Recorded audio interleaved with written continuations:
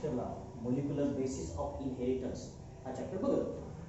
त्याच्यामध्ये आपण DNA कसा असतो, काय असतो, किंवा जेनेटिक मटेरियल कशा पद्धतीनं असतं, how it acts as a genetic material, whether the DNA is itself a genetic material or not, that we have discussed it in detail.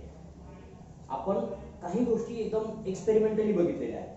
त्याच्यामध्ये काही एक्सपेरिमेंट डिटेलमध्ये बघितले की ते डायरेक्ट DNA हाच जेनेटिक मटेरियल आहे असंही सांगतात, काही रफली सांगतात आणि काही स्पेसिफिकली सांगतात. अशा वेगळ्या टेक्निक आपण बघितल्या. जसं की ग्रिफिथचा एक्सपेरिमेंट होता की तो सांगतो की काहीतरी ट्रान्समिट होतं एका सेलकडून दुसऱ्या सेलकडे, म्हणजे काहीतरी जेनेटिक मटेरियल म्हणून काम करत आहे, त्याला माहीत नव्हतं काय. नंतर पुढे गेल्यानंतर काही 2-3 शास्त्रज्ञांनी एक एक्सपेरिमेंट केला आणि त्या एक्सपेरिमेंटमध्ये त्यांनी सांगितलं की DNA is a genetic material, पण त्याला एव्हिडन्स देता आलं खरंच DNA आहे का नाही.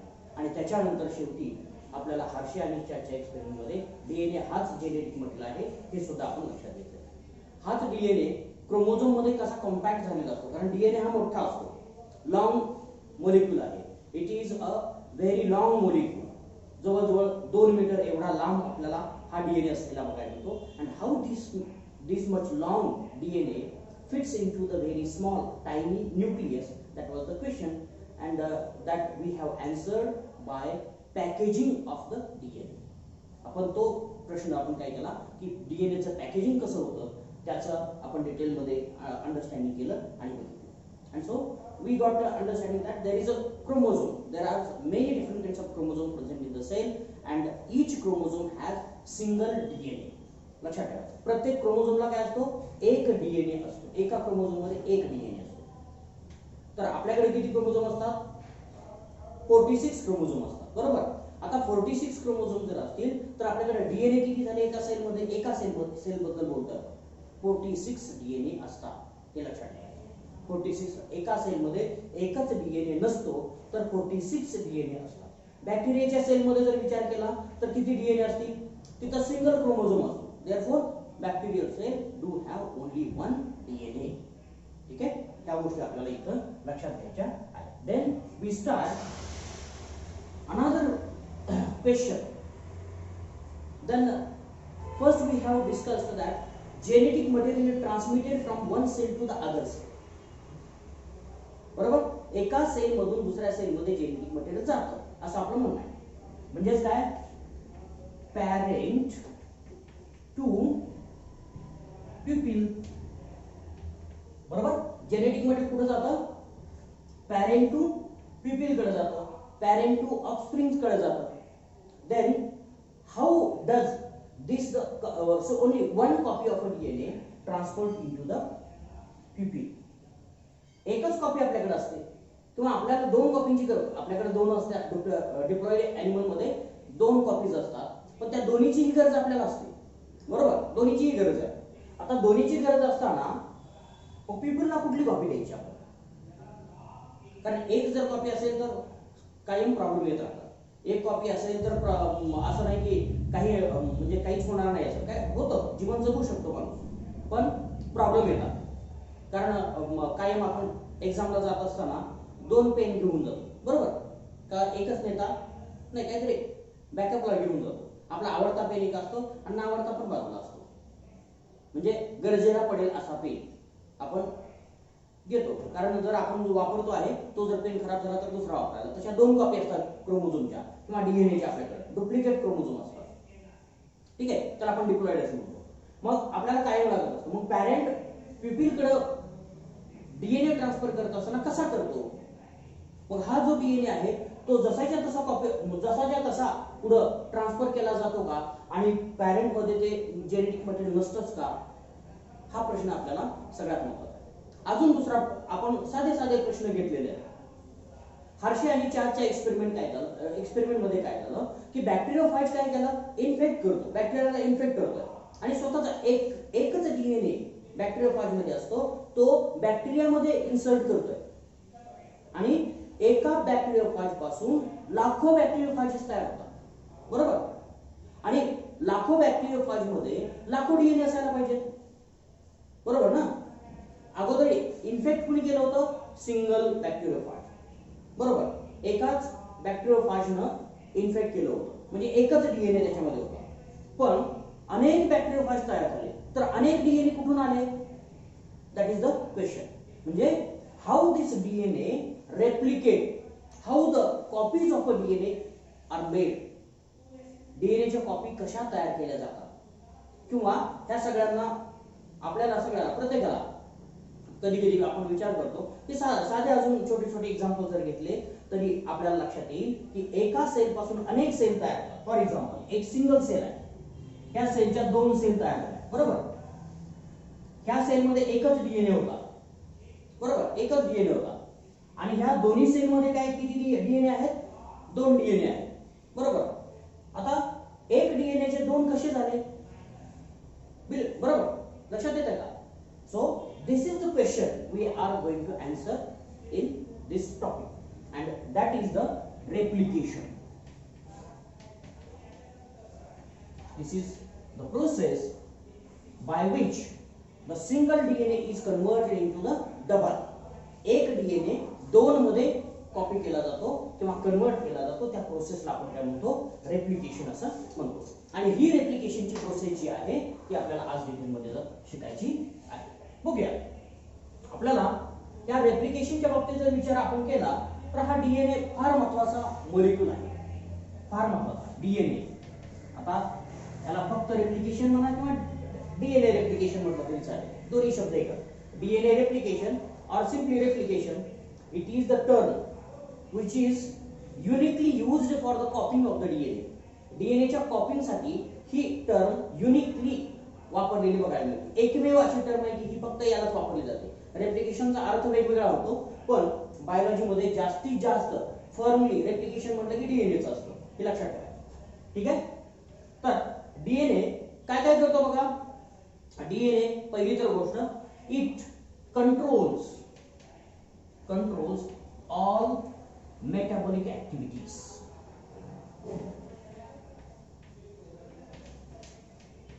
बघा, पहिली गोष्ट सगळ्यात महत्त्वाची काय?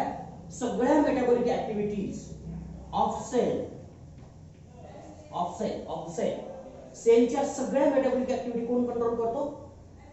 डीएनए कंट्रोल करतो. लक्षात ठेवायचं, कायम लक्षात ठेवायचं. DNA controls all the cellular activities, whatever it is. काय असेल? एनर्जी फॉर्मेशन असेल, स्ट्रक्चर फॉर्मेशन असेल, प्रोटीन फॉर्मेशन असेल, एन्झाईम सिंथेसिस असेल, रिस्पॉन्स द्यायचा असेल एकमेकांना, सगळं कोण कंट्रोल करतं? DNA. But DNA works through the many different kinds of processes. DNA काय करतो? It guides different kinds of processes. वेगवेगळ्या प्रोसेस हा गाइड करत असतो. कुठल्या कुठल्या प्रोसेस असतात की हा स्वतः गाइड करतो? पहिली सगळ्यात महत्त्वाची process, it guides its own formation. काय करतो? Guides its own formation. बघा, स्वतःचं फॉर्मेशन सुद्धा हा गाइड करतो. It guides formation of other biomolecules. Other biomolecules. वेगवेगळ्या प्रकारचे बायोमोलिक्युल्स कुठले असतील? कार्बोहायड्रेट सिंथेसिस असेल. बघा, कार्बोहायड्रेट सिंथेसिस. तुम्ही म्हणाल कार्बोहायड्रेट डीएनए पासून कसे तयार होतात? कार्बोहायड्रेट हा डीएनए कार्बोहायड्रेट तयार करत नाही, पण ती प्रोसेस मात्र गाईड करतो. कसं? It is responsible for the formation of enzymes. DNA काय करतो? एन्झाईम्स तयार करतो. एन्झाईम तयार करण्यासाठी इन्फॉर्मेशन देतो. तुम्ही इन्फॉर्मेशन अशी ट्रान्सफर करतो आणि सांगतो की तुम्हाला हे एन्झाईम हे कार्बोहायड्रेट तयार करण्याचं एन्झाईम तुम्हाला तयार करायचं आहे. लगेच ते एन्झाईम तयार होतं आणि ते एन्झाईम त्याचं काम करतं. बरोबर? म्हणजेच indirectly this DNA guides this different kinds of processes. Protein synthesis तयार करायचं असेल तरी सुद्धा साधे बघा, मेलॅनिन सिंथेसिस आहे. मेलॅनिन सिंथेसिस म्हणजे आपल्या स्किन मध्ये सगळ्यात महत्त्वाचा पिगमेंट असतो तो मेलॅनिन असतो. ब्लॅक कलर मेलॅनिन मुळे येतो. आता काही डीएनए काय करतात? आपल्याला काही जास्त तयार करायची गरज नाही म्हणून सांगतात, मग ती लोक फेअर होतात. आणि काही लोकांमध्ये तयारच करू देत नाही. मेलॅनिन तयार करत नाही डीएनए म्हणतो की मेलॅनिन अजिबात तयार करायचं नाही. आणि ते व्हाईट लोक दिसतात जे थंड प्रदेशाच्या ठिकाणी असतात. बर्फाळ प्रदेशामध्ये ही व्हाईट लोक असतात. तिथले प्राणी सुद्धा व्हाईटच असतात कारण त्यांच्या हेअर्स मध्ये सुद्धा मेलॅनिन नसतं. ठीक आहे. तो हे कोण गाईड करतं? डीएनए गाईड करतो. ठीक आहे. आणि काही ठिकाणी पूर्ण सगळं ब्लॅक आपल्याला असलेलं बघायचं. Skin black, hair black, everything is black. So that is also guided by this DNA. साधं सिंपल एक्झाम्पल. हे सगळं कोण गाईड करतं?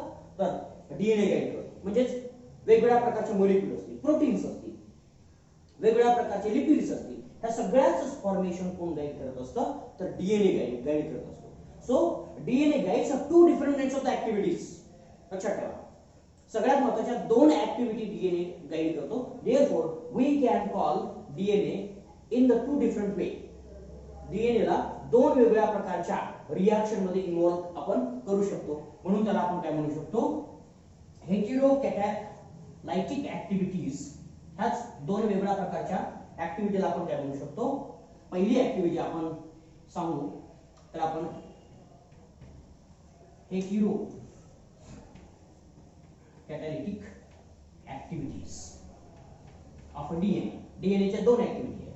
हेटेरोकॅटॅलायटिक activity. Heterocatalytic activity it is responsible for formation of many different kinds of the reactions, other kind of reactions, other kind of biomolecules. दुसऱ्या प्रकारचे biomolecules तयार करण्यासाठी किंवा दुसऱ्या प्रकारच्या बायोमॉलिक्युलचं फॉर्मेशन करण्यासाठी ह्या डीएनए ची मदत होते. क्लियर? त्याला काय म्हणायचं? हेटेरोकॅटॅलिटिक. इट इज इन्व्हॉल्वड इन और it gives information for formation of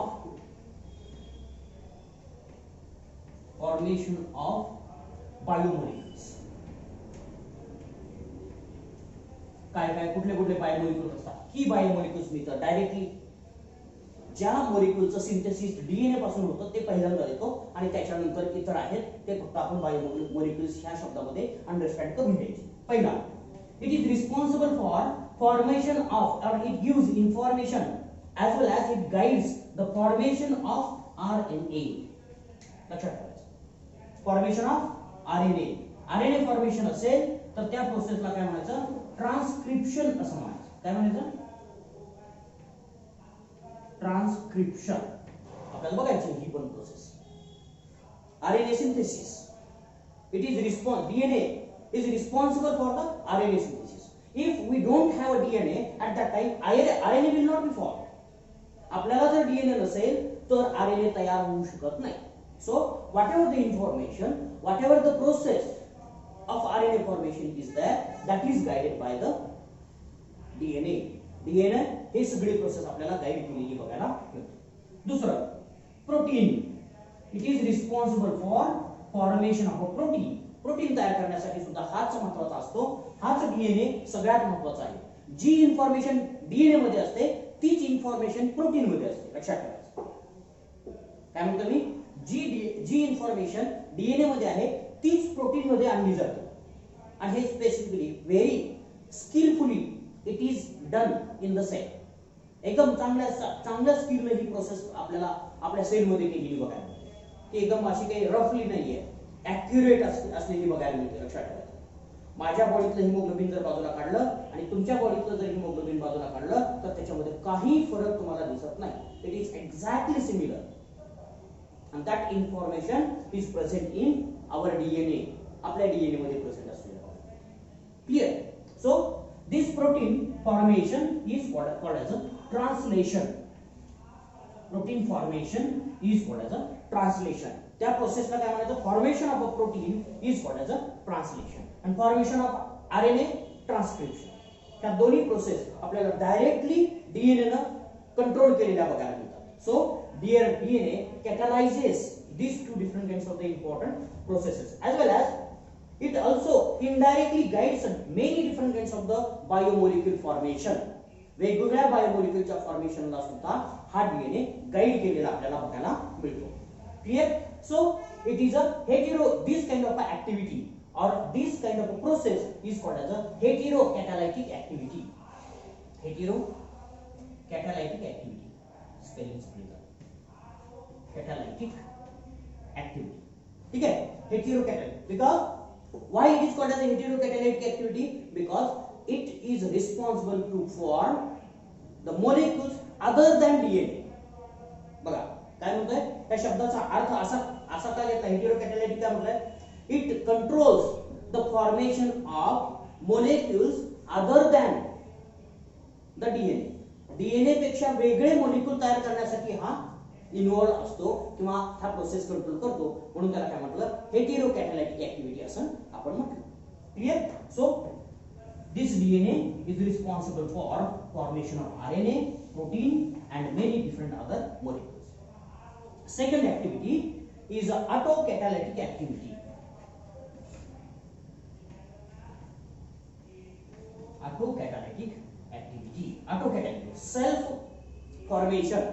It is also responsible, or this DNA is also controls or guides formation of DNA itself. Okay, it also responsible for the formation of a DNA itself. So DNA guides its own synthesis.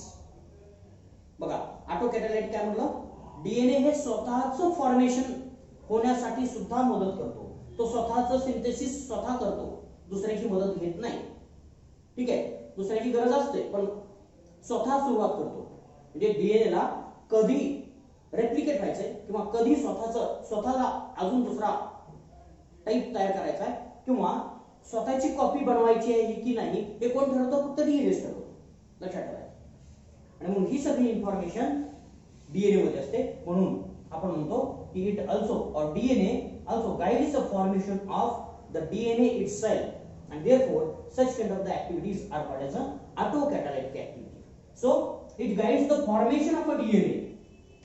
We can say it is responsible for formation of DNA and this formation of a DNA is called as replication. त्याला काय म्हणायचं replication असं म्हणायचं clear replication this process is called as a replication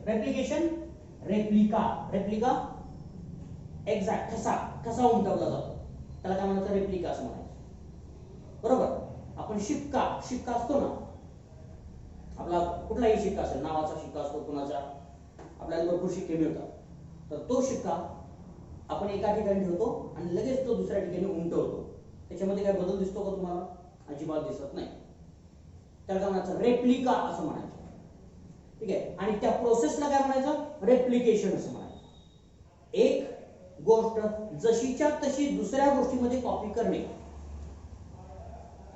ठीक आहे दुसऱ्या गोष्टीमध्ये जशीच्या तशी कॉपी झाली पाहिजे म्हणून त्याला काय म्हणायचं रेप्लिका असं म्हणायचं आणि त्या प्रोसेसला काय म्हणायचं रेप्लिकेशन असं म्हणायचं बरोबर replication it is a process to copy a DNA ची कॉपी करणे हा ही प्रोसेस काय झाली replication clear so this replication we have to discuss in detail how does this DNA do the replication DNA स्वतःचं रेप्लिकेशन कसं करतो हे आपल्याला आता डिटेल मध्ये बघायचं and this replication is nothing but the formation of the copies of DNA or you can simply say this DNA replication is a synthesis of DNA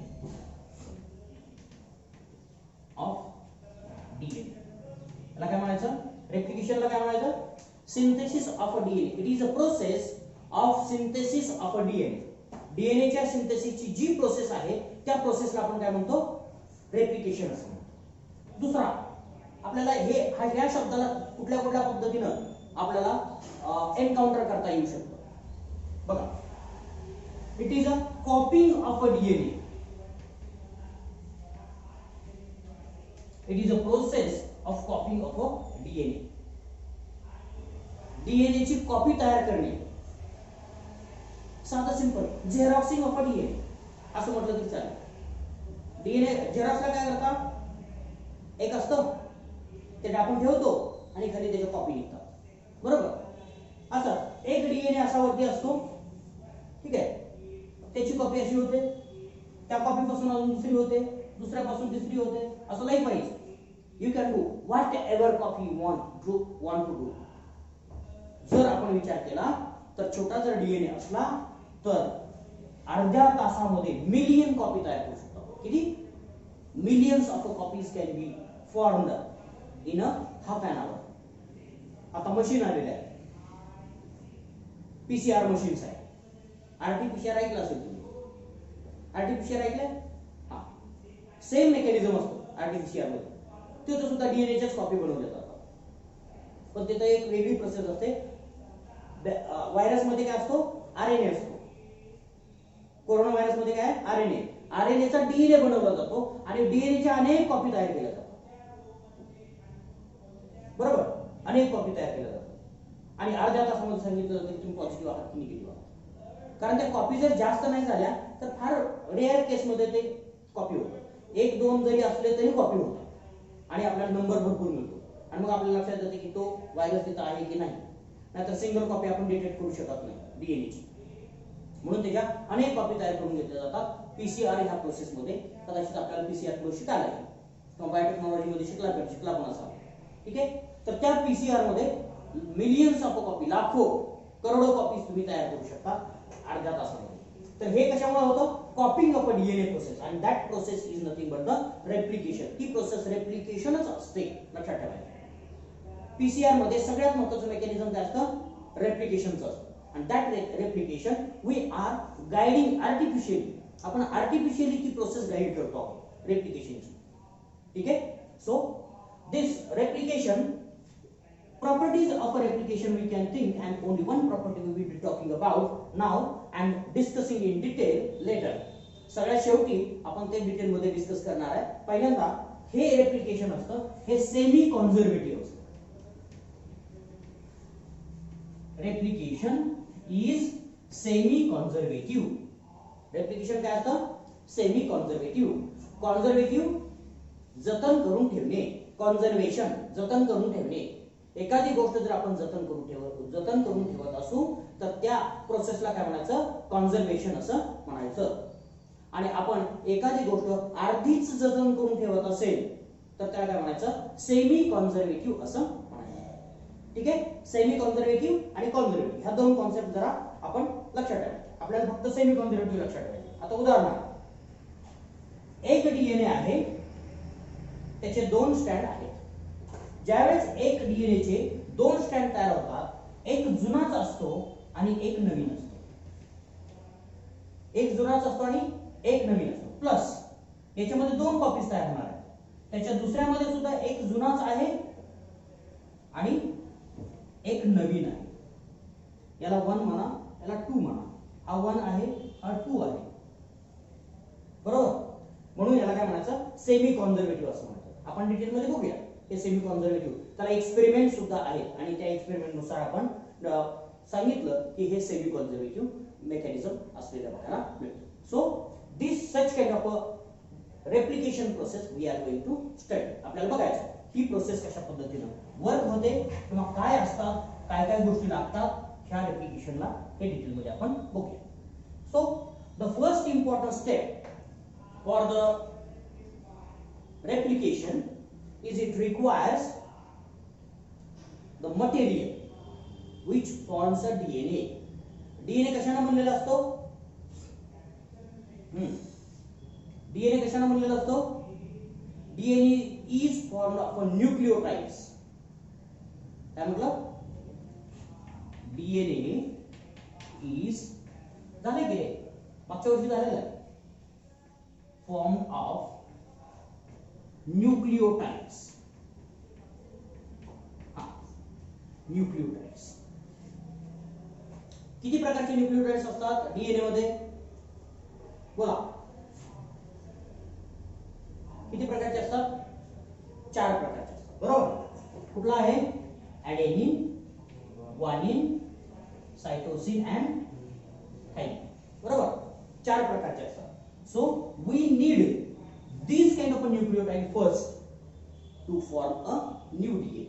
Naveen DNA तयार करण्यासाठी आपल्याला हे 4 न्यूक्लियोटाइड्सचं प्रपोर्शन पाहिजे. सगळे 4च्या 4 न्यूक्लियोटाइड्स आपल्याला पाहिजे. बरोबर. So as such these nucleotides are present in the blood or in the cell or in the nucleoplasm in the form of monophosphate. हे कशाच्या फॉर्म मध्ये असतात? मोनोफॉस्फेट. बघूया त्याचं ऍक्टिव्हेशन कशा पद्धतीने केलं जातं आणि त्या प्रोसेसला आपण पहिली स्टेप ही रिक्वायरमेंट असते preparation of this nucleotides for the DNA replication and this process is called as a activation.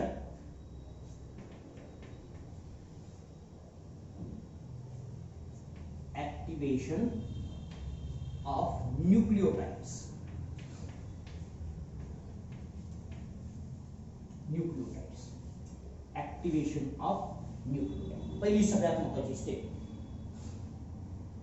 Activation of nucleotides. Usually, the nucleotides required for the formation of a DNA is called as a DAMP. कुठले कुठले लागतात बघा? DAMP, GMP, DCMP आणि TMP. काय असतात हे TMP, AMP? ॲडिनोसिन monophosphate. बरोबर.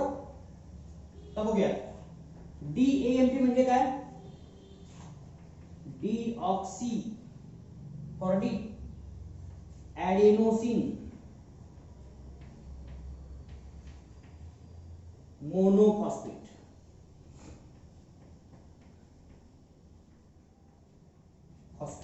लक्षात ठेवायचं. कारण त्याचं असं की आपल्याला डीएनए मध्ये कुठली शुगर असते? डीऑक्सीरायबोज असते. आणि ज्यावेळेस AMP DAMP म्हणतो त्यावेळेस डीऑक्सी ॲडिनोसिन फक्त त्याच्यामध्ये एकच फॉस्फेट असतो. एवढं लक्षात ठेवायचं. क्लियर? अशा पद्धतीनं आपल्याला काय सांगता येईल आता? Deoxy guanyline, deoxy guanyl monophosphate.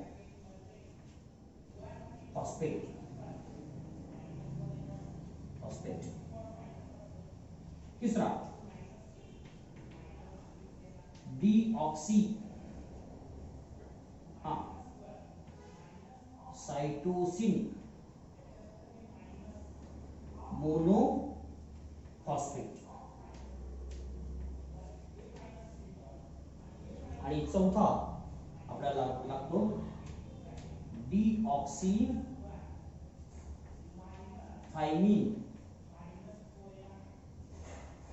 Monophosphate. Okay, so these 4 different kinds of the nucleotides we do need to be present in the cytoplasm or nucleoplasm because replication occurs in the nucleus. replication कुठे होतं? Nucleus मध्ये होतं. लक्षात ठेवायचं. म्हणून हे सगळे nucleus मध्ये असले पाहिजे आणि असतात. ठीक आहे. these are the inactive molecules. हे सगळे कसले मोलिक्युल्स आहेत? inactive molecules which cannot be used for the DNA synthesis but these are needed for the DNA synthesis. आता हे सगळे आपल्याला DNA सिंथेसिस साठी लागणार आहे. पण हे वापरले जाऊ शकतात का? नाही वापरले जाऊ शकत. ठीक आहे. उदाहरणार्थ साधं सिंपल एक्झाम्पल बघा. आपण कुठलीही गोष्ट विकत आणतो त्यावेळेस पॅक केलेली असते. बरोबर. आपण साधा मोबाईल आणला तो काय असतो? एका बॉक्स मध्ये असतो. तो तसाच वापरता येईल का? नाही. आपल्याला काहीतरी करायला लागेल. काय करायला लागेल? तो बाजूला काढायला पाहिजे, त्याला ऑन केला पाहिजे, ऍक्टिव्हेट केला पाहिजे, त्याच्यासाठी थोडा वेळ दिला पाहिजे आणि मग तुम्हाला वापरायला रेडी होईल. क्लिअर? तसंच हे काय इनएक्टिव्ह आहे, पण यांना काय करायचं ऍक्टिव्ह. और we should make these different kinds of the nucleotides ready for use in the replication. Replication मध्ये वापरण्यासाठी यांना रेडी करायचं. कसं करायचं बघूया. ठीक आहे, लक्षात आलं. पहिलं we do need the ATP for the purpose. आपल्याला काय लागतो ATP लागतं. ATP, what are the ATP? Triphosphate, adenosine triphosphate. It is a energy molecule. Energy molecule. आता energy molecule काय करतो? This AMP will be converted into the DAMP will be converted into the DATP by use of one molecule of a ATP. ATP वापरला. ATP चं conversion काय कशात होईल? AMP मध्ये होईल. क्लियर? ATP चं कन्वर्जन कशात होईल? AMP मध्ये. Two phosphate molecules from the ATP are used by this deoxy AMP, and deoxy AMP is converted into the deoxy ATP, which is a active molecule. Active molecule. Same thing happens with the GMP as well. In the GMP, here we do not use GTP. Instead, here is also ATP. This ATP gives a 2-phosphate molecule to the deoxy GMP and it becomes AMP, and deoxy GMP is converted into the deoxy GTP. It is also active. Active in the sense it is ready to use in the replication. Replication मध्ये वापरण्यासाठी हा ready झालेला आहे. Okay, same thing happens about this CMP, ATP.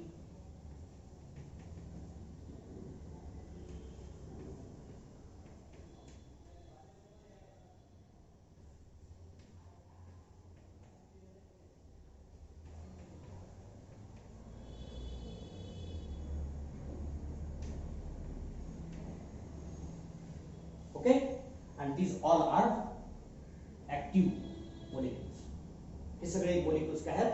Active आहेत. And so these molecules are being used in the DNA replication. DNA replication मध्ये आपल्याला वापरता येणारे molecules कुठले आहेत? DATP, deoxy ATP, deoxy GTP, deoxy CTP, deoxy TTP. Clear? So these molecules are being used in the replication. Replication मध्ये हे molecules आपल्याला वापरलेले बघायला मिळतात किंवा यूज करण्यासाठी रेडी झालेले आहेत असं आपण म्हणूया. And this process of this transfer of a phosphate molecule, 2-phosphate molecule from the ATP to DAMP, this process, हा सगळा प्रोसेस याच्यामध्ये काय होतं? फॉस्फेट ग्रुप ट्रान्सफर केला जातो, म्हणून ह्या प्रोसेसला काय म्हणायचं? फॉस्फोरायलेशन असं म्हणायचं. This process is nothing but the phosphorylation.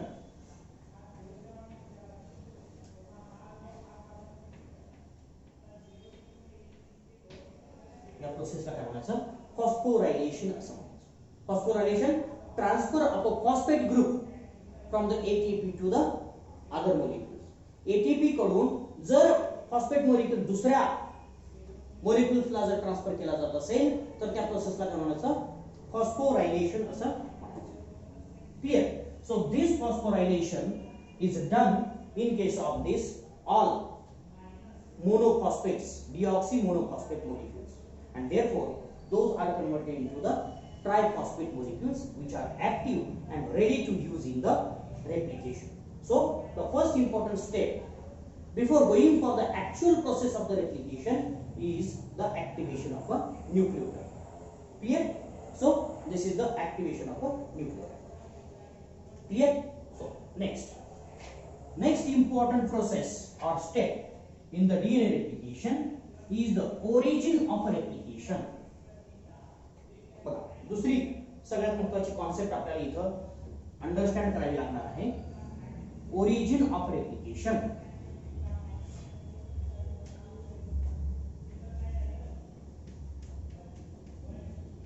Origin of replication.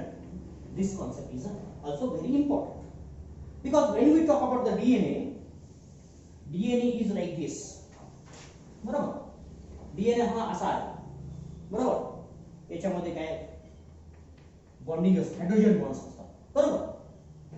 आता आपल्याला काय करायचंय, एका स्ट्रँडची कॉपी तयार करायची. म्हणजे दोन्ही स्ट्रँडची एकाच वेळेस कॉपी तयार होणार. पण हे तर दोन एकमेकांना ऑलरेडी अटॅच आहेत, हायड्रोजन बॉन्डेड आहेत. मग हे कुठून कॉपी सुरुवात करणार तयार करायला? कुठून सुरुवात करणार? इथून,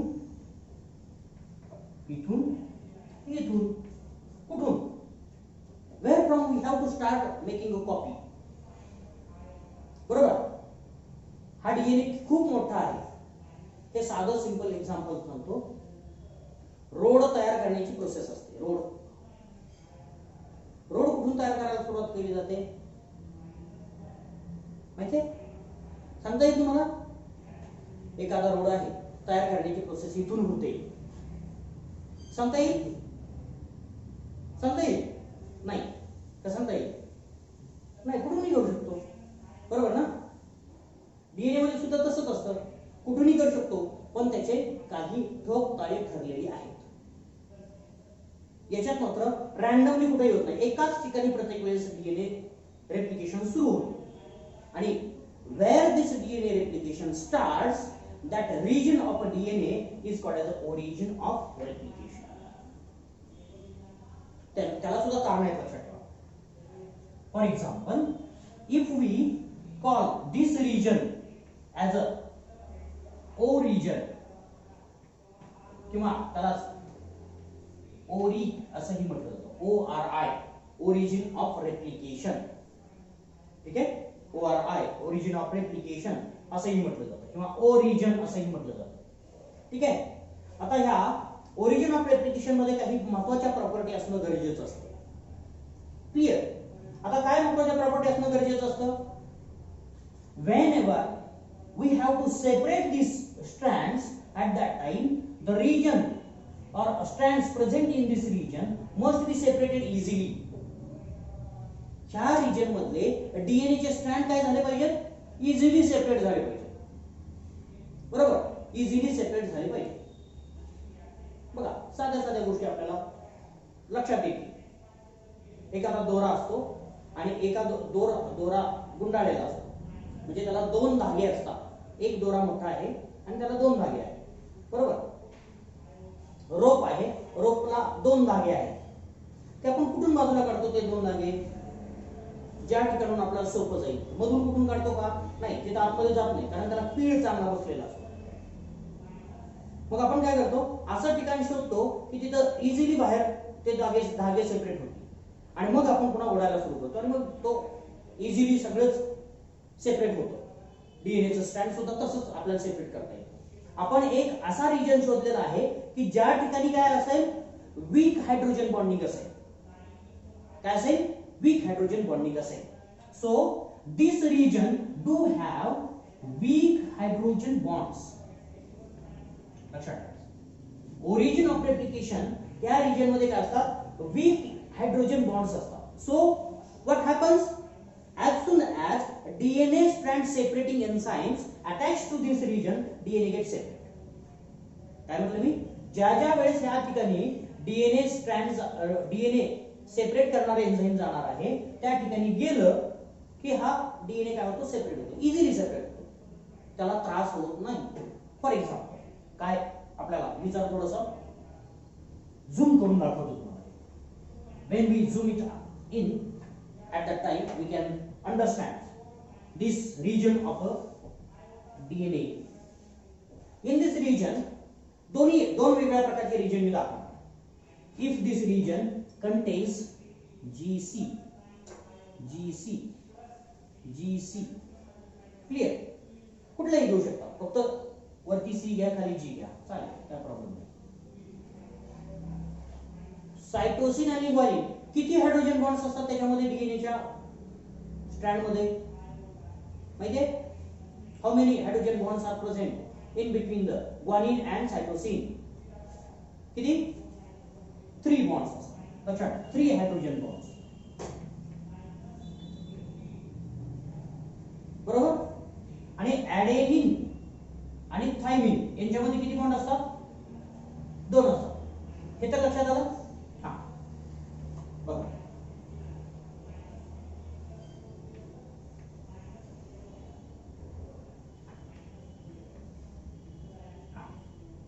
आता मला सांगा टोटल हायड्रोजन बॉन्ड्स या रिजन मध्ये किती झाले इकडच्या?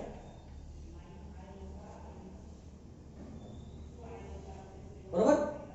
या रिजन मध्ये किती झाले? which will be the very strong attachment? कुठली स्ट्रॉंग अटॅचमेंट असेल? लेफ्ट साइडची जी आहे, माझ्या तुमच्या लेफ्ट साइडची जी आहे ती काय असेल? स्ट्रॉंग अटॅचमेंट असेल. आणि राइट साइडची जी आहे ती वीक असेल. which you can separate easily. त्या दोन्हीपैकी कुठली? त्याला आपण नाव देऊया ए आणि बी. ए आपल्याला इझिली सेपरेट करता येईल की B? Always B, because they have weak hydrogen bonds, weak hydrogen linkages, and therefore any kind of enzyme if tries to separate these DNA strands, it can easily separate from this region, and therefore these such kind of regions are rich in AT hydrogen bonds, and those regions are nothing but the origin of replication. ते region origin specific असतात. मग उदाहरण आपण घेऊया. Road तयार करण्याचं कुठून सुरुवात केली जाते? ज्या ठिकाणी जास्त रोड खराब झालेला आहे अशा ठिकाणी. बरोबर. कुठून आपण ठिकाण नाही सांगू शकत, पण कुठून केली जाऊ शकते हे सांगू शकतो. जिथं खराब झालेलं आहे तिथनं सुरुवात केली जाते. सगळ्यात जास्त खराब जिथं झालेलं आहे तिथनं सुरुवात केली जाते आणि मग दोन्ही बाजूला replication सुद्धा तसंच असतं. replication started at a specific region which is very weak in the hydrogen bonds, and there it starts the replication, and that region is nothing but the origin of replication. Clear? So if we start this replication, आपल्याला जर replication start करायचं झालं तर पहिली सगळ्यात महत्त्वाची step काय सांगितली आपण? Separation of the strand. then how these strands get separated? बरोबर. हे स्ट्रँड सेपरेट कसे होतात? तर याच्यामध्ये दुसरी गोष्ट असते, strands are twisted around each other. Strands काय झालेले असतात? एकमेक असं मी सरळ स्ट्रँड काढलेलं आहे, असं असतं तर काही सोपं झालं असतं, पण हे स्ट्रँड ऑलरेडी काय ट्विस्ट झालेलं आहे, कॉईल झालेलं आहे. कसं कॉईल झालेलं आहे बघा, अशा पद्धतीने कॉईल झालेलं आहे. बरोबर. So this coiling has to be relieved. ही कॉइलिंग काय केली पाहिजे? रिलीव्ह केली पाहिजे, सेपरेट केलं पाहिजे. त्याच्यासाठी आपल्याला ह्या रिजन मध्ये ओरिजिन ऑफ रेप्लिकेशन मध्ये एक एन्झाइम आपल्याला आलेलं बघायला मिळतं, आणि ते एन्झाइम काय करतं? ह्या डीएनए ला बाइंड करतं. The enzyme binds to the DNA and cuts the DNA in one strand. DNA काय करतं? एका स्ट्रँड मध्ये कट करतं. बघा, आता कट करून काय करतं? पुढची याच्यानंतरची स्टेप काय होईल? कट केल्यानंतर हा डीएनए असाच वाइंड झालेला आहे, पण ज्या वेळेस कट होतो त्यावेळेस हा डीएनए असा सेपरेट झालेला आहे.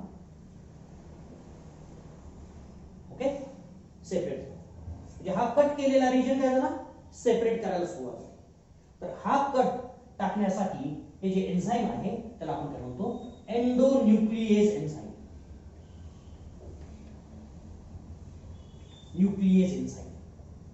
हे फक्त एक निक, कटला काय म्हटलं जातं? निक. इट क्रिएट्स अ कट और निक. त्याला काय म्हणायचं? निक असं म्हणायचं.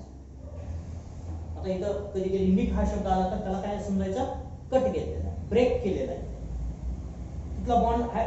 आणि हे एन्झाइम काय करतं? It breaks the phosphodiester bond. लक्षात ठेवा, हे एन्झाइमचं काम काय? To break up phosphodiester bond between two. आता ह्या दोघांमध्ये काय असतात? फॉस्फोडायएस्टर बॉन्ड असतात. ॲडेनिन ॲडेनिन किंवा ग्वानिन सायटोसिन ॲडेनिन यांच्यामध्ये कुठले बॉन्ड असतात? फॉस्फोडायस्टर बॉन्ड असतात आणि this bond is broken by this endonuclease enzyme. हा बॉन्ड कोण ब्रेक करतं? Endonuclease enzyme. बरोबर. आणि त्याच्यानंतर दुसरा एन्झाइम येतो. इथं काय होईल? Second enzyme, and that enzyme is gyrase enzyme, DNA gyrase enzyme separates the DNA. ठीक आहे. किंवा त्यालाच आपण काय म्हणतो? Helicase enzyme. हेलिकेज काय करतं? हेलिक्स सेपरेट करतं आणि गायरेज काय करतं? त्याच्या पुढे जे सुपर कॉइल झालेले आहेत त्या रिलीव्ह करतं. बरोबर. अशा पद्धतीनं हा आपल्याला सेपरेट होण्याचा प्रकार सुरू झालेला आपल्याला दोन स्ट्रँड सेपरेट होतात आणि इथं सुरू झाले की ते एकत्र नंतर काय होईल? If we separate this strand, these strands again will comes together to form a hydrogen bonds. कारण ह्या स्ट्रँड मध्ये काय असणार आहे? ॲडेनिन थायमिन असणार आहे. थायमिन ॲडेनिन असं असणार आहे. पण ह्याच्यामध्ये हायड्रोजन बॉन्ड सध्या नाहीये. पण एकदा का ते जवळ आले की नंतर हायड्रोजन बॉन्ड तयार होणार. बरोबर. हे एकमेकांच्या जवळ आले की लगेच काय होणार आहे? हायड्रोजन बॉन्ड्स तयार होणार. मग ते बॉन्ड्स तयार होऊ नये म्हणून आपल्याला अनेक वेगवेगळ्या प्रकारचे प्रोटीन सुद्धा एकत्र आलेले आहेत. त्या separate single strand DNA, standard DNA असं म्हणतात. आता जो सिंगल स्टँडर्ड डीएनए त्याला वेगवेगळ्या प्रकारचे प्रोटीन येऊन बाइंड होतात आणि therefore repairing of the DNA is not allowed. नंतर पुन्हा डीएनए चं डबल स्ट्रँडिंग अलाउ होऊ दिलं जात नाही. तर ही आपल्याला सगळ्यात महत्त्वाची ओरिजिन ऑफ रेप्लिकेशनची प्रोसेस असलेली बघा ना, लक्षात ठेवा. ठीक आहे. ओरिजिन ऑफ रेप्लिकेशन काय झालं? पहिलं, it is the region where weak hydrogen bonds are present. There endonucleus comes, binds and creates a nick or cut at one strand, and then the cut strand becomes unwinding होतं आणि ते unwinding करण्याचं काम कोण करतं? Helicase. Super coil त्याच्यामध्ये तयार होते. ती सुपर कॉइल रिलीव्ह करण्याचं काम कोण करतं? गायरेज नावाचं एन्झाइम करतं. ठीक आहे. आणि then it forms a two separate strands at the origin of replication. So origin of replication is very important. Another aspect in the origin of replication is that this origin of how many origin of replications are present in a DNA. एका DNA मध्ये किती origin of replications present असतात? हा दुसरा प्रश्न.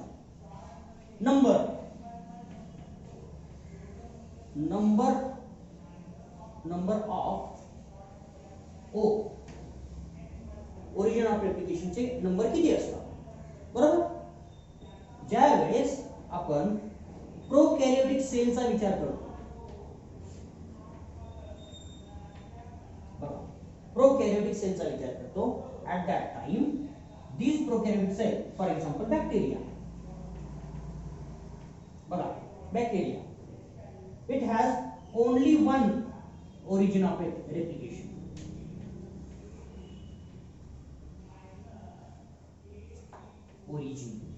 origin only one origin is present in the prokaryotic cell because their DNA is very short. छोटा रस्ता जर बनवायचा झाला तर एकाच ठिकाणाहून सुरू केला जातो. पण खूप लांब पल्ल्याचे रस्ते असतात, हायवेज असतात, ते किती ठिकाणाहून तयार केले जातात? बनवायला सुरू केलं जातं अनेक ठिकाणाहून सुरू केलं जातं. आणि छोटा रस्ता असतो, एका बाजूने गेला की संध्याकाळपर्यंत दुसरी बाजू आपल्याला पूर्ण करता येते, दुसऱ्या बाजूपर्यंत येता येते. म्हणजे एका दिवसामध्ये आपण पूर्ण करू शकतो. तर प्रोकॅरियोटिक सेलचा डीएनए काय असतो? छोटा असतो, 1000 टाइम्स स्मॉल आहे. बरोबर.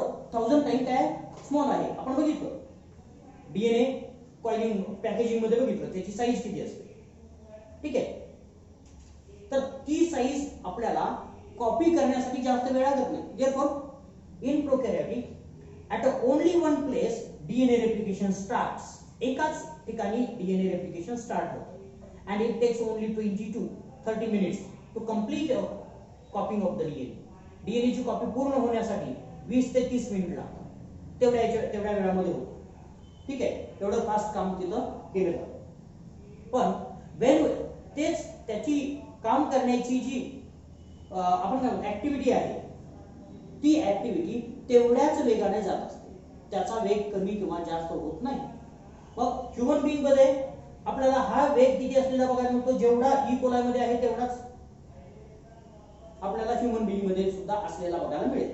मग आपला डीएनए किती आहे, 1000 टाइम्स लॉंग आहे. So we have to start the replication at many different places, and so in eukaryotic cell,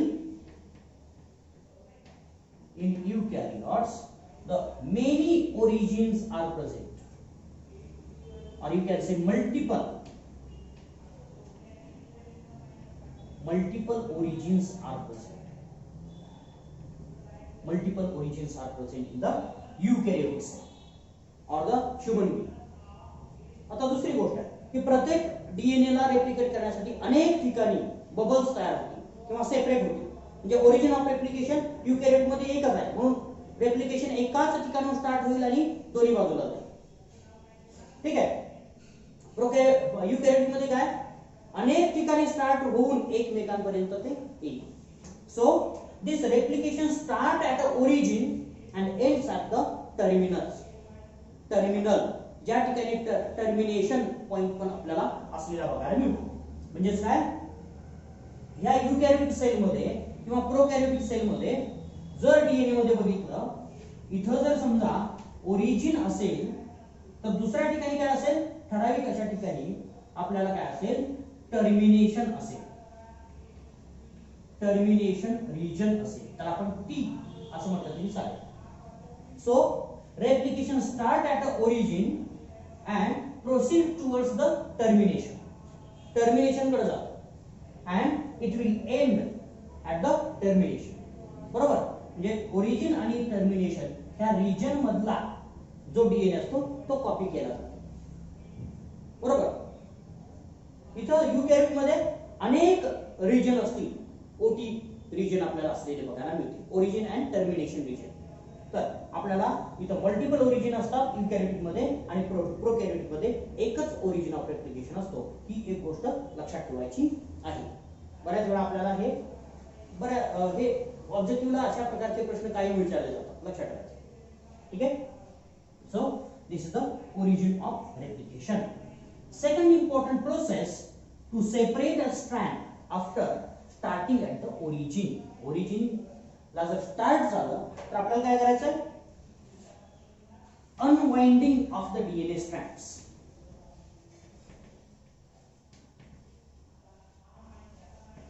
unwinding of DNA, डीएनएचं अनवाइंडिंग.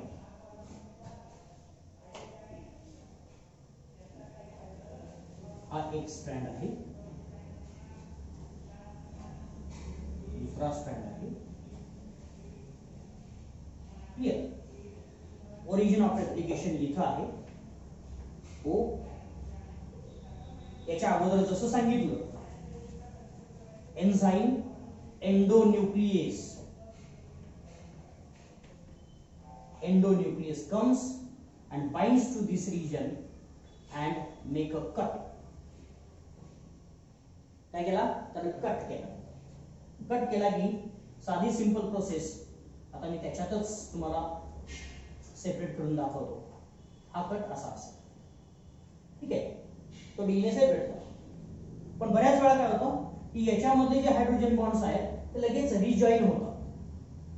बघा आता काय होतं की दुसरं एन्झाइम येतं, हेलिकेज. कुठलं एन्झाइम आहे, helicase, which separates the coiled structure and it is responsible for the unwinding. Helicase is responsible for the unwinding of the wound DNA. DNA असा एकमेकांमध्ये गुंतलेला असतो, तो काय करायचा, बाजूला काढायचा, सेपरेट करायचा. ठीक आहे. साधी वायर जरी असली तरी आपण त्याचा पीळ काढतो आणि बाजूला करतो. दोन सेपरेट वायर तयार केलेल्या आपल्याला बघायला मिळते. तर हे तयार करण्यासाठी कुठला एन्झाइम असतं, हेलिकेज. आता हे हेलिकेज जर इथं काम करायला लागलं तर काय होईल बघा, helicase separates the DNA strands at that time, ते काय करतं, ओढतं, बाजूला ढकलतं. हे एन्झाईम काय करतात, हे दोन्ही स्ट्रँडला बाजूला काढतात. पण हा जो पीळ आहे, ट्विस्ट आहे, वाइंडिंग आहे कुणाचं, ह्या दोन स्ट्रँडचं, it will reflect here in the next of the unwinding region. Unwinding रिजनच्या पुढं हे काय होईल, रिफ्लेक्ट होईल. कसं रिफ्लेक्ट होईल बघा, हा जास्त कमी पीळ आहे, हा वाइंडिंग आहे, लेस वाइंडिंग आहे, तर त्या लेस वाइंडिंग मध्ये काय होईल, वाइंडिंग जास्त होईल. परवा आपण बघितलं, वाइंडिंग काय होईल, जास्त होईल. आणि हा डीएनए काय झालेला बघायला मिळेल, सेपरेट झालेला. तसंच या बाजूला सुद्धा वाइंडिंग जास्त झालेलं बघा. So this is called as the supercoiling. Supercoiling is due to the separation of the two strands by this helicase. इथं एक हेलिकेज असणार, इथं एक हेलिकेज असणार, त्या दोघांमुळे काय होणार आहे, इकडचं अनकॉइलिंग होईल, पण इकडचं काय होईल, सुपरकॉइलिंग होईल. इट इज अ अनकॉइलिंग, बरोबर. But what happens here, it is a supercoiling. इथं काय होईल, सुपरकॉइलिंग. कारण मध्येच आपण काय केलं, सेपरेट करायला सुरुवात केली. ठीक आहे, खरं तर मी दोरा आणणार होतो पण माझ्या लक्षात नाही. म्हणजे तुम्हाला ते सरळ लक्षात आलं असतं ही प्रोसेस केली होती, पण इमॅजिन करा. ठीक आहे, तर इथं सुपर कॉइलिंग होईल. हे सुपर कॉइलिंग बाजूला काढण्यासाठी गायरेज नावाचं एन्झाईम असतं. ठीक आहे, टोपो आयसोमरेज नावाचं एन्झाईम असतं की जे आपण आपल्या क्रोमोझोमच्या वेळेस आपण एक दोन एन्झाईम मेन्शन केली. तर ते एन्झाईम्स इथं काम केलेली बघा. Now this becomes a replication bubble. काय झाला, replication bubble. Clear, it is a replication bubble. आता दुसरी गोष्ट, what will happen if these strands are separate and here is a supercoils. Again, if we relieve these strands at that time, these strands can also come together and form hydrogen bonds. काय म्हटलं मी, हे दोन्ही strands एकमेकांच्या जवळ येतील आणि hydrogen bonds तयार करतील आणि मग पुन्हा अजून ते अगोदर ओरिजिनल होतं तसंच होईल. पण असं ओरिजिनल होऊ नये म्हणून काय केलं जातं, there are specialized proteins immediately comes forward. Specialized proteins comes immediately as soon as this DNA gets separated. At that time, immediately proteins comes and binds to this single stranded DNA. हे proteins येतात आणि single stranded DNA ला bind होतात, दोन्ही बाजूला bind होतात, दोन्ही single strand आहेत त्याला बाइंड होतात.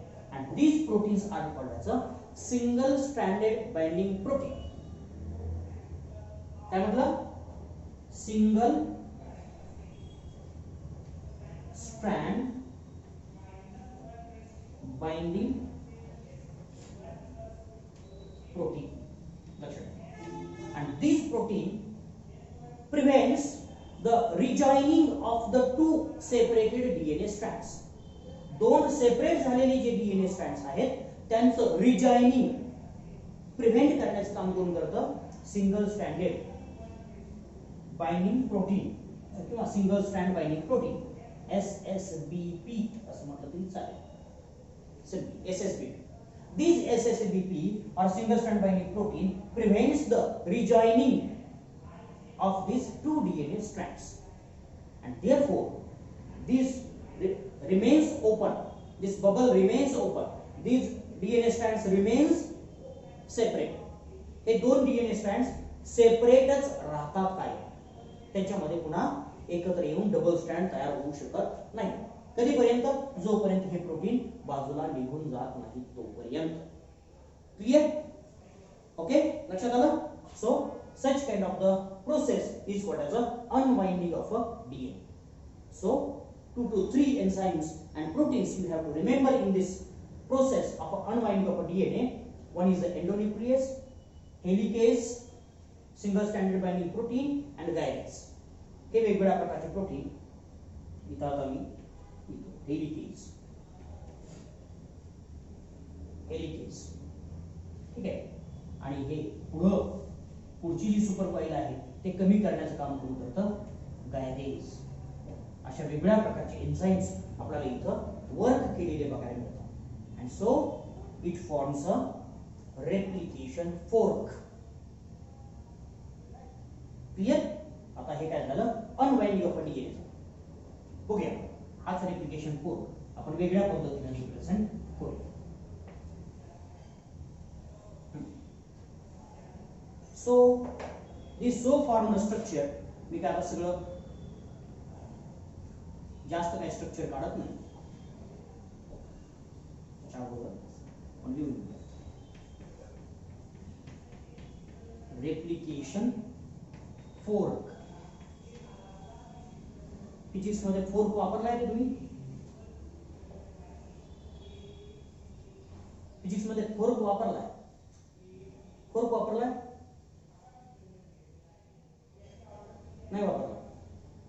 फोर्क हा शब्द फिजिक्स मध्ये प्रॅक्टिकल मध्ये वगैरे प्रॅक्टिकल झाला नसणार तुमचं. कधी अगोदर आदळायचं, व्हायब्रेशन तयार होतात, असा यू आकार असलेला लोखंडी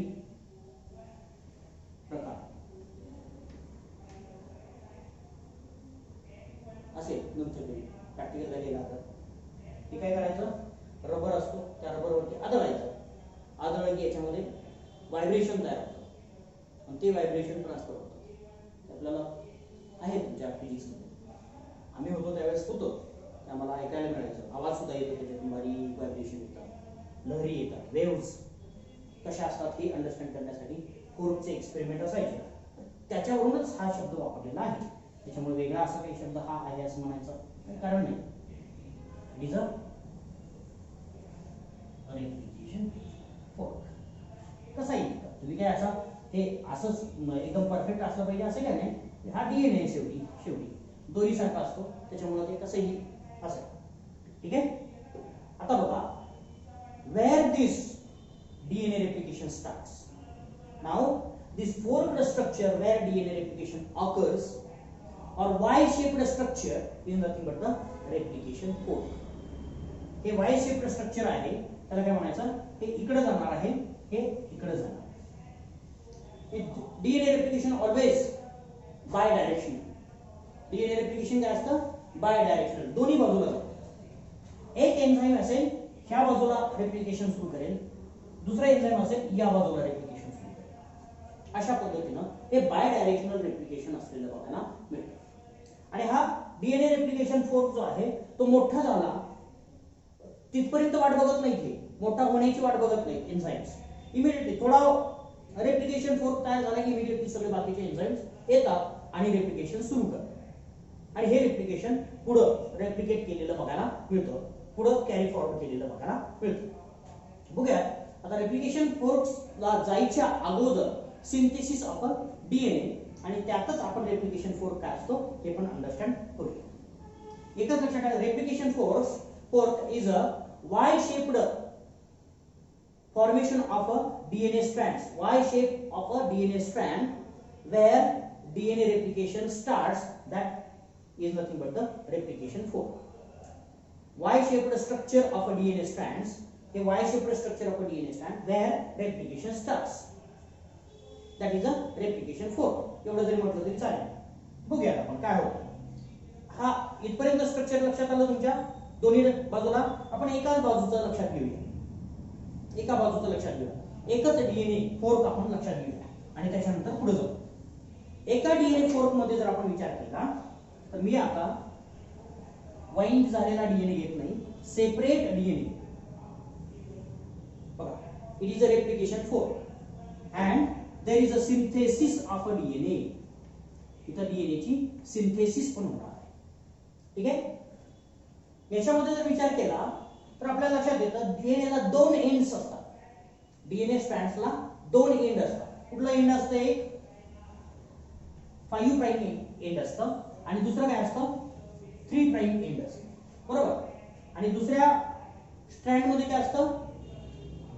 अपोजिट असतं. बरोबर. अपोजिट का असतं? Because these strands are arranged in anti parallel pattern. त्याचा पॅटर्न कसा असतो? Anti parallel. अँटी पॅरलल एक आणि दुसरी बाजू एकमेकाच्या अपोजिट असतात. So if one end of a strand end of one strand is 5 prime, then end of the other strand will be 3 prime end, 3 prime. Same here also. इथं काय असेल? 5 primes. Clear? So we have cleared this kind of a concept. Again, DNA replication or synthesis of a DNA is always 5 prime to 3 prime direction. Direction of replication. Direction of replication. Replication ची direction काय असते? 5 prime to 3 prime. म्हणजे enzyme कुठून कुठे जातं? DNA तयार करणारा enzyme कुठून कुठे जातं? 5 प्राइम कडून 3 प्राइम कडे जाणार आहे. बरोबर? 5 प्राइम कडून 3 प्राइम. त्याचं कारण असं असतं की phosphate group always attack on the OH group present at a third carbon. बघा न्यूक्लियोटाइड मध्ये काय असतं? 2 एंड असतात. जरा थोडंसं बघायचं झालं तर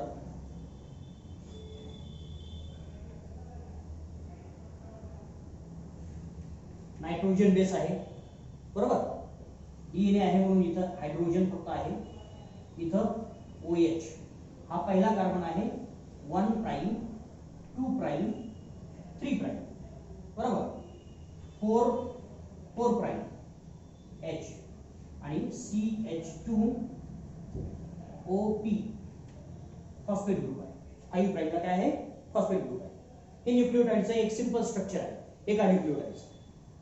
ठीक आहे? तर काय होतं? दुसरा न्यूक्लियोटाइड जो आहे त्याचा फॉस्फेट ग्रुप बघा, दुसऱ्या न्यूक्लियोटाइडचा फॉस्फेट ग्रुप काय करतो? It attacks on the OH group present at a third carbon of a pentose sugar. बघा काय करतो? ऑलरेडी कायम लक्षात ठेवायचं, फॉस्फेट ग्रुप हा OH ग्रुपला अटॅच होतो. म्हणताना असं म्हणायचं OH ग्रुप हा फॉस्फेटला अटॅच होत नाही, तर काय होतं? फॉस्फेट ग्रुप OH ला अटॅच होतो. बरोबर? आता काय होतं? आपण ज्यावेळेस एकमेकांना बोलतो त्यावेळेस जो स्टार्ट करतो तो महत्वाचा. म्हणजे हा कोण सुरुवात करतो? Activated nucleotides. आपण ऍक्टिव्हेट केले होते न्यूक्लियोटाइड्स. कुठले होते? D8ATP, DGTP, DCTP, DTTP. ते ऍक्टिव्हेटेड होते. ते ऍक्टिव्ह झालेले न्यूक्लियोटाइड्स काय करतात? अटॅक करतात. कुठं? Free OH group, 3 prime OH group. Free असलेला 3 प्राइम OH ग्रुप त्याच्यावरती अटॅक करतात. म्हणून नवीन न्यूक्लियोटाइड आलेला कुठे अटॅच होतो? 3 प्राइम एंडला. बरोबर? कुठे अटॅच होतो? 3 प्राइम एंडला. म्हणजे हे 3 प्राइम एंड आहे हे काय कशाच काम करतं माहिती आहे? आपण मण्यांची माळ तयार करतो किंवा फुलाची माळ तयार करतो. काय केलेलं असतं? एक दोरा असतो आणि एका बाजूला सुई असते. असते की नाही? सुई असते. आपण काय करतो? फुलं कुठल्या बाजूनं त्याच्यामध्ये इन्सर्ट करतो? सुई असेल त्या बाजूला. बरोबर? मग आपण काय म्हणणार? सुईमध्ये फुल होत आहे किंवा फुलामध्ये सुई होत आहे असं काय म्हणणार?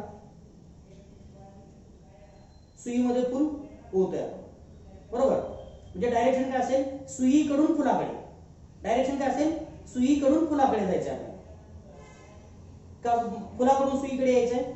नाही, सुईकडून फुलाकडे जायचं. फुल असून काय उपयोग नाही. सुई आतमध्ये गेली पाहिजे आणि जर सुई नाही गेली तर काय होईल? फुल ओलं जाणार नाही. तसं हा नवीन न्यूक्लियोटाइड कधी यायचा झाला तर तो कुठे अटॅच होतो? 3 प्राइम. म्हणून आपण 5 प्राइम एंडला अटॅच होतो का? नाही, नाही होत, कधीच होत नाही. म्हणून आपली डायरेक्शन कशी आहे ह्या डीएनए रेप्लिकेशनची? 5 prime to 3 prime. Clear? Always new nucleotide is added to the free 3 prime OH group. लक्षात ठेवायचं. हे कशामुळे असतं की मी तुम्हाला समजावून सांगितलं, पण याचे एका वाक्यामध्ये जर आपण बघितलं का असे आहे, new nucleotide is always attached to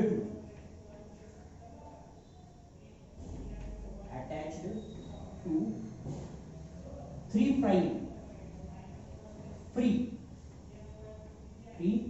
OH group, and therefore this replication is in 5 prime to 3 prime direction. Or you can say in other way, DNA grows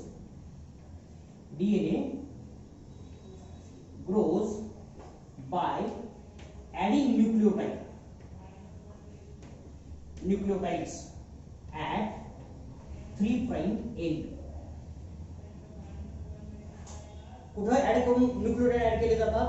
3 prime एंडला ऍड केले जातात, लक्षात ठेवा. आणि त्याच्यामुळं त्याला काय म्हणायचं, डायरेक्शन कशी आहे 3 prime to 5 prime to 3 prime. ही कधीच बदलत नाही, लक्षात ठेवा. हे कधीच बदलत नाही, हे जसं आहे तसंच राहणार आहे, कायम तसंच राहणार. आता बघ काय. So the DNA replication is started by very simple process, आणि त्याला कायम लागतो. इथं आपण शब्द वापरलाय, काय वापरलाय? Always attached to 3 prime free OH group आहे, बरोबर. आता इथला 3 प्राइम OH ग्रुप आहे का? आहे, इथं पण आहे, पण या ग्रुपला अटॅच करेल का? नाही. Because the DNA synthesising enzyme, बघा याच्यासाठी एन्झाइम लागतो.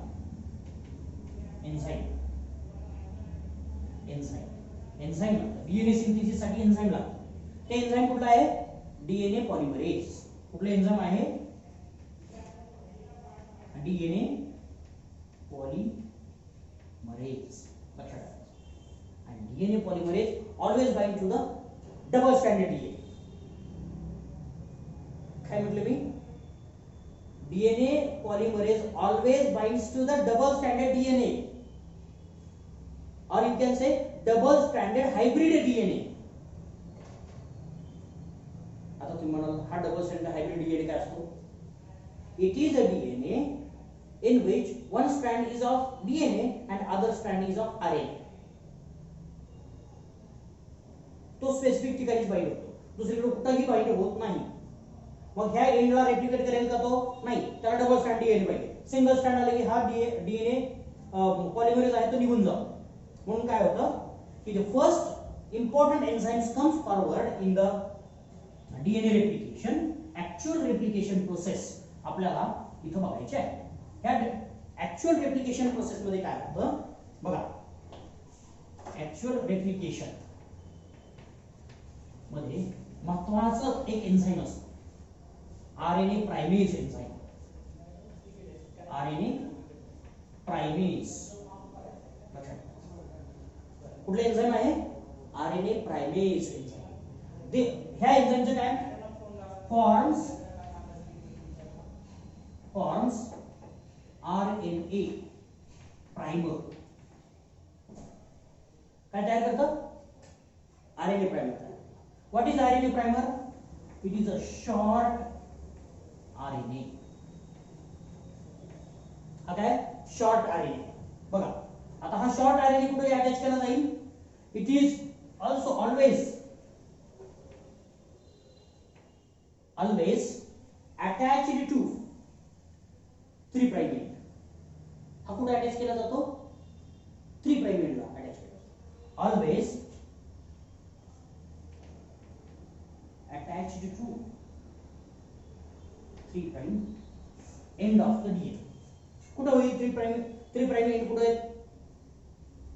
बघा ह्या डीएनएचं वरच्या डीएनएचं 3 प्राइम एंड कुठे आहे? इथे आहे. इथं आरएनए तयार करतो, छोटा शॉर्ट आरएनए.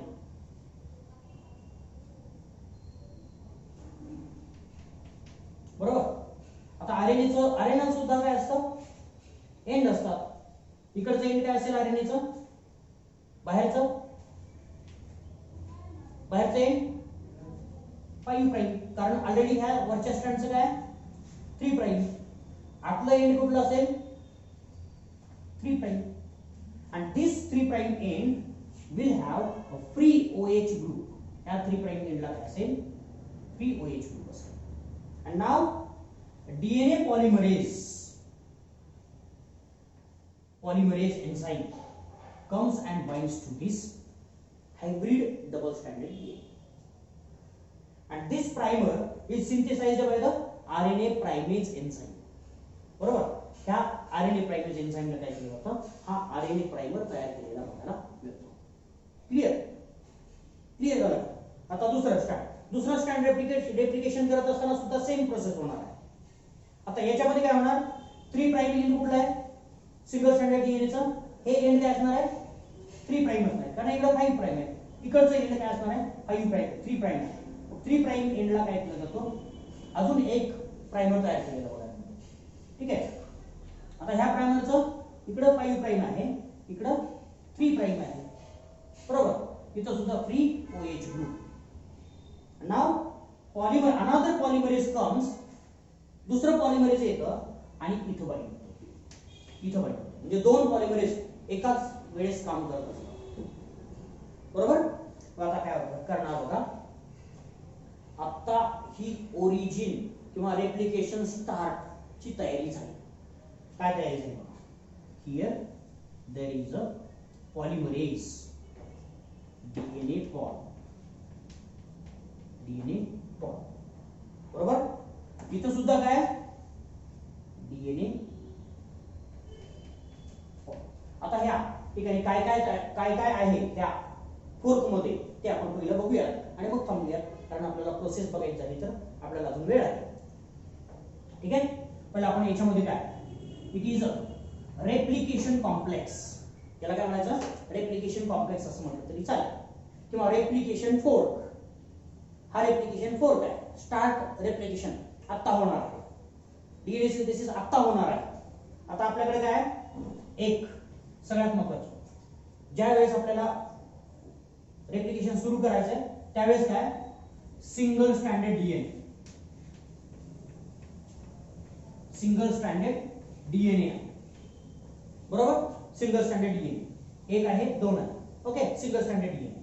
दुसरी गोष्ट काय, आरएनए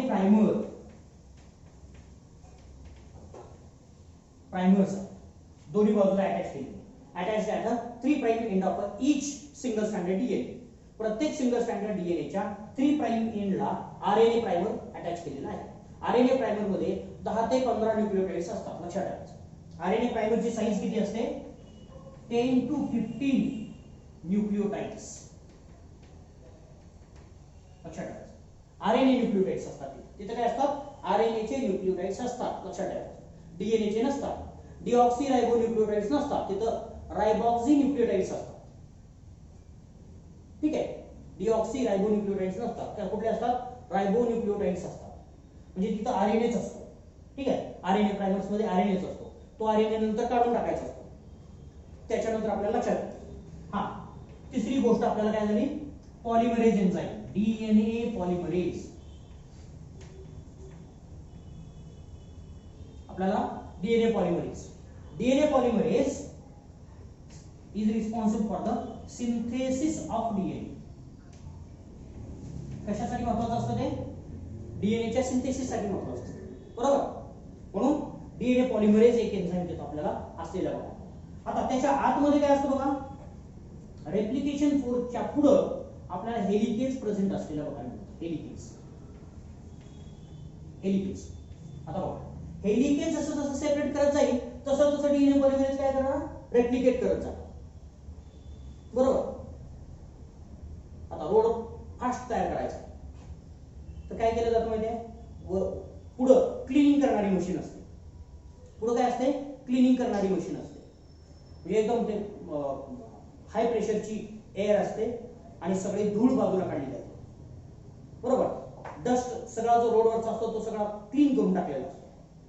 लगेच त्याच्या डांबर टाकणारी मशीन असते, त्याच्या मागं डांबराचं मटेरियल टाकणारी मशीन असते आणि त्याच्या मागे रोलर असतो. क्लिअर, म्हणजे एकाच वेळेस सरळ पुढे चालत राहतात. तशाच पद्धतीनं इकडे पुढे हेलिकेज आहे, तो अनवाइंड करत जाणार, मागं लगेचच डीएनए पॉलिमरेज बाइंड होत जाणार आणि रेप्लिकेशन करत जाणार. अशा प्रकारचा जो structure complete Y shape structure असतं, ह्या वाय शेप स्ट्रक्चरला म्हणायचं रेप्लिकेशन फोर्क असं म्हणायचं. Complete structure is the replication fork. And after complete formation of a replication form there is a DNA synthesis. तिथून पुढे डीएनएचं सिंथेसिस सुरू झालेलं बघायला मिळतं. ते कसं होतं ते आपण नेक्स्ट लेक्चरला बघूया. क्लिअर? थँक्यू.